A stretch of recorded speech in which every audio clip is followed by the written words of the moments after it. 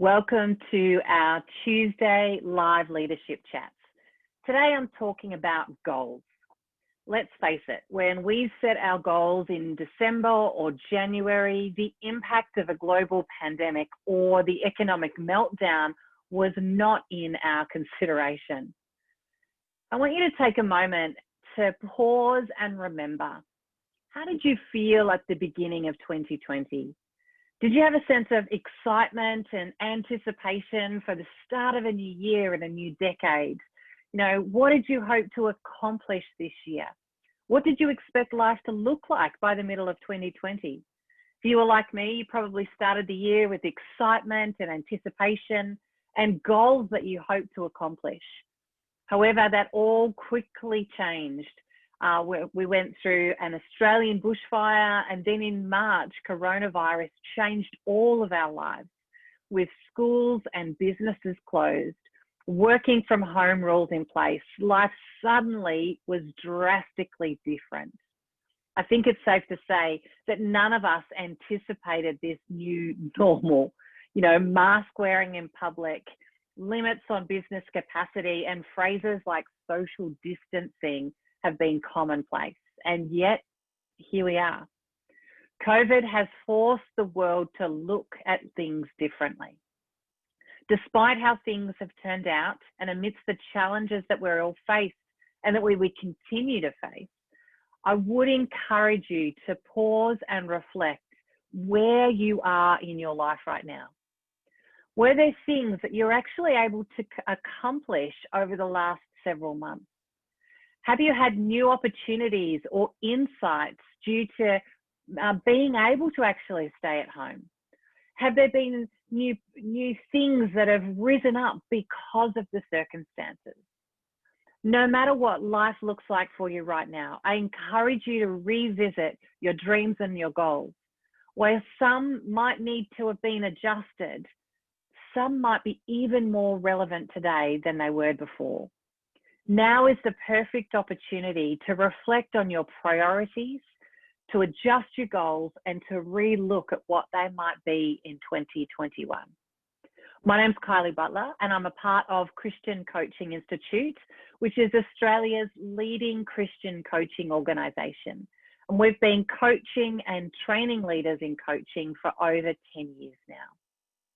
As we think about goals and re-evaluating goals, we don't just look at those in light of work, but actually in our personal life as well. Because when we get derailed from our goals, it can be really easy to kind of throw our hands up in the air and say, you know what, I give up. You know, we scrunch up our goals, we throw them away, and we go, you know what, I'm just going to start again next year. This type of all or nothing thinking can also be referred to as kind of black and white thinking. Either I'm going to accomplish it in exactly the way I intended to, or I'm not going to do it at all. Now, this might be a little bit too simplistic or a little bit too extreme, but sometimes we can fall into this cognitive trap sometimes. And we think, you know what, why bother? Instead, we need to recognize that there are many ways and many layers to accomplishing our goals. Let's have a look at some ways that we can look or revisit our goals. The first one is little habits and actions. The second one is establishing celebration to your goals. And the third one is it a goal or is it a project? Let's look at this first one, little habits or actions. Sometimes a goal can seem too overwhelming and we don't even know where to start, and particularly when things kind of derail it, we think, oh, I don't want to restart this, or how do I even, begin this? Part of it is, it might be actually breaking it down into little habits or little actions each day, each week, or each hour, however that might be for you. For example, that idea of writing a book, and it's not about writing a book that might be 50 or 100,000 words, but actually 100 words each day. It might be that you want to run 10 kilometers.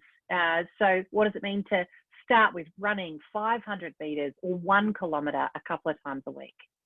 It might be that you want to increase your sales. And so what does it look like for you to make one phone call or send one email every day. The second one is around attaching celebration to your goals. You know, the key to achieving your goals is realizing that our big goals aren't going to be achieved overnight, probably not in the next week, and maybe not even in the next year. That's why it's actually really important to acknowledge and celebrate the small wins.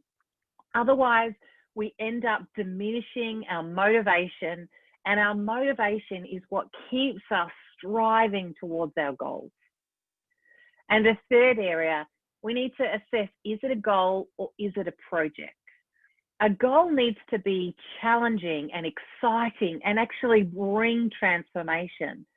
It's not just something that is important that we think, oh, I'll just make that a goal for this year. Maybe it's something that is more maintenance, or maybe it's something that just requires a small amount of growth. And so it might actually be a project. A project is something that you do need to achieve, or maybe it's something that's been allocated you to somebody else, but it's not a goal in the sense that it's challenging, exciting, and brings transformation. So maybe you need to readjust your goals to be projects. If you're interested in setting clearer goals, having better conversations with your team, why not complete our 6-week self-paced online course? This one is available all of the time.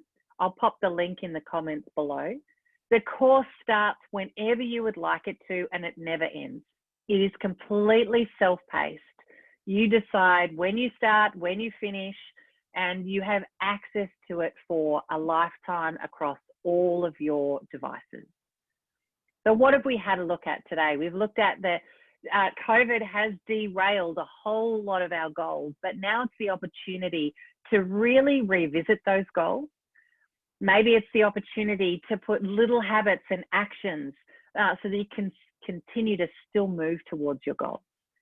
Ensuring in those bigger goals that you attach celebrations to the milestones along the way.